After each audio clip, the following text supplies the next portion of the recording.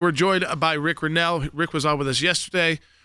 Very different, I think, our conversation now. Rick, I want to play this right off the bat. It starts again. And do we have the bite number, Will? It's bite number...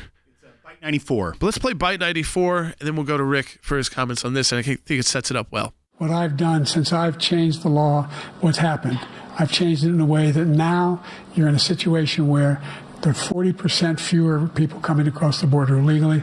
That's better than when he left office. And I'm going to continue to move until we get the total ban on the total initiative relative to what we're going to do with more Border Patrol and more asylum officers. President Trump? I really don't know what he said at the end of that sentence. I don't think he knows what he said either. Look, we had the safest border in the history of our country. All right, so there we go. Rick, I mean, listen, about 5 minutes in, actually about 90 seconds in, you realized Joe Biden had a serious problem, and that the way Joe Biden has been characterized by the right, which people have been careful of because they said, you're not just want to make fun of somebody because they have a speech impediment problem. No, I think now it's fair to say the competency, whether or not he's even competent to be president of the United States right now, is a fair question. Look, I learned a long time ago to separate, my humanity of dealing with people in my life and having a big heart and being kind to people personally.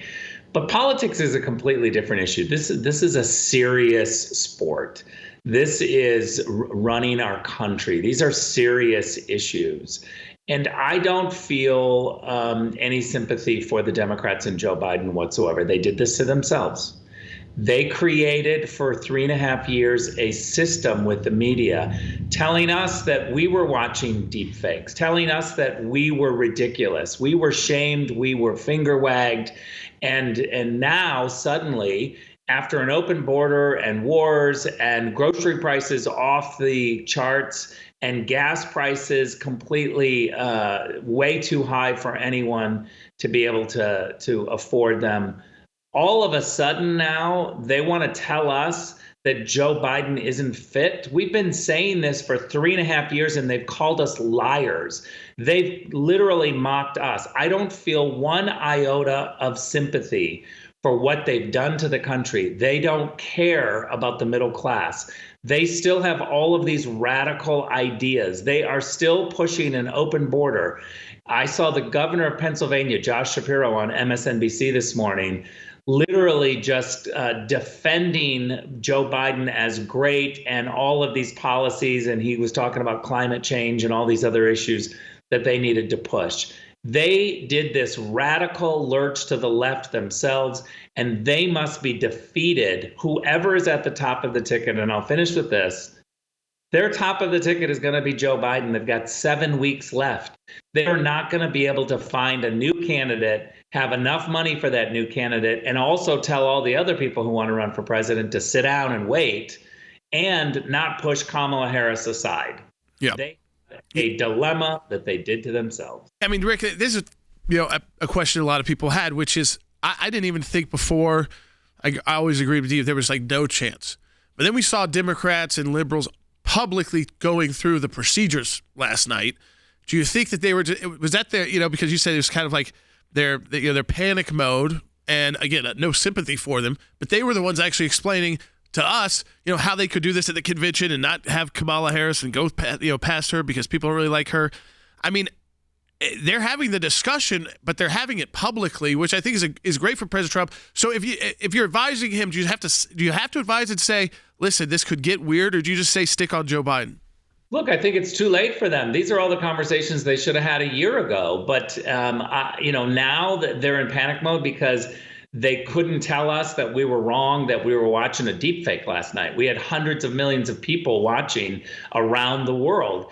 And my phone blew up, Jordan, from people who are not innately political, people who haven't been paying attention like you and I, people who just simply tuned in because they're interested, but they're too busy to watch the day-to-day. And so there was a collapse from those people. A lot of those people may be independent or not that regular of voters, but they saw a really stark contrast last night, and it was a total collapse. It's too late for them to replace Joe Biden. So there are initial Democrats coming out and saying, oh my gosh, that was a disaster.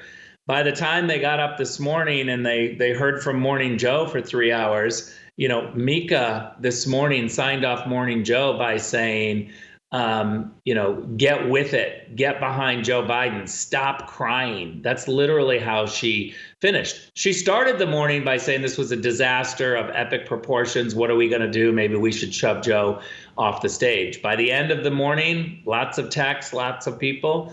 We're talking just like the governor of Pennsylvania, which was shut up and get in line. Yeah, I mean, Newsom said it last night. He admitted, his debate, we've all had bad debates, but we all need to get in line behind. Yeah, he said the exact same thing. We need to double down our work, do that much more. It's like he honestly said, well, basically, we're going to have going to send 100 people out like me across the country to defend Joe Biden instead of Joe Biden. Will, I know you had a question for Rick. Yeah, Rick, this was something that came up in the debate, and there was many times in the debate it seemed like President Biden brought up things that you would think a politician wouldn't bring up because they were actually negative about his record. But this is one that I know we've spent a lot of time talking about, the disastrous withdrawal from Afghanistan. You were a part of the film series that Logan hosted about the failed and disastrous withdrawal. And this was such a puzzling moment to me, not just because it was factually inaccurate, but because he brought it up. But I want to play Bite 107 for you and get your reaction. When he was president, they were still killing people in Afghanistan. He didn't do anything about that. When he was president, we were still finding ourselves in a position where you had a notion that we were this safe country. The truth is, I'm the only president this century that doesn't have this decade, that doesn't have any troops dying anywhere in the world like he did. Rick, what do you take with that, especially him completely overlooking the 13 brave Americans that were killed in his disastrous withdrawal from Afghanistan? Look, the Democrats have been able to get away with this for years because they control the media in Washington. So they can say outlandish lies because they're totally protected.